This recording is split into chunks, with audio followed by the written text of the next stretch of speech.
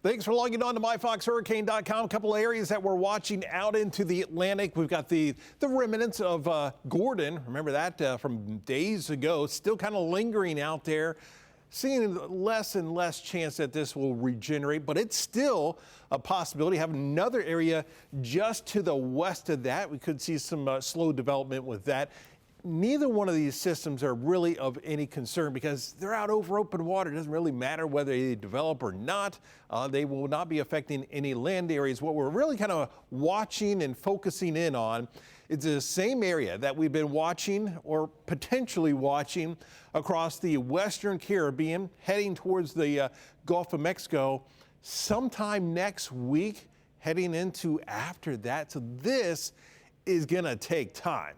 We are looking at a very slow development over this area. So you see the highlighted area, there's nothing in it. And you know what? There's nothing going to be in this area for quite some time. What we're talking about is really into about the second half of next week, heading into next weekend. So when you're talking about something that far out, it's really hard to say with any kind of certainty exactly where this will go, what kind of strength, what we are exactly talking about. What we're just looking at this point is just many of the computer models, very good computer models, are indicating an area could be developing in the west and southwestern Caribbean and then working its way up into the Gulf of Mexico. So over the next 7 days, Hurricane Center putting that 40% chance. And the idea is what we have is this Central American gyre. You have this big, broad area of low pressure.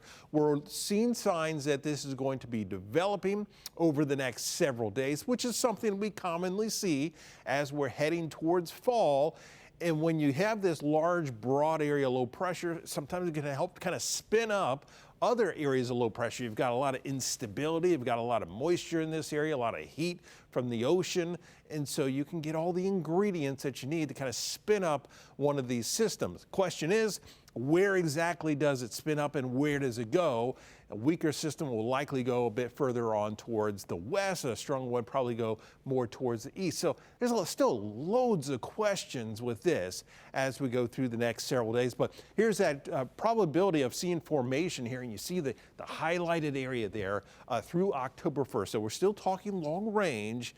A fairly high chance that we could see something developing in this area just simply because of that gyre, that large, broad area low pressure that'll be forming down here. So here we are looking at the GFS and the European. You've got the European in white, the GFS is in red. Now notice here we are heading through the weekend into next week, and this is Friday of next week. So not tomorrow, but next week.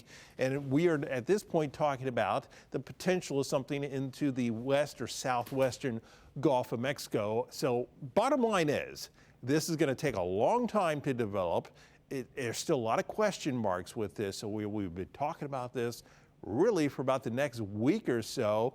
And then we'll kind of fine tune once we have something on here to track, or potentially we have something to track where exactly it will go. So it's not, at this point, it's too early to really suggest where something could go because first you need something that actually track. So bottom line is it'll take time and we will keep you posted right here on myfoxhurricane.com.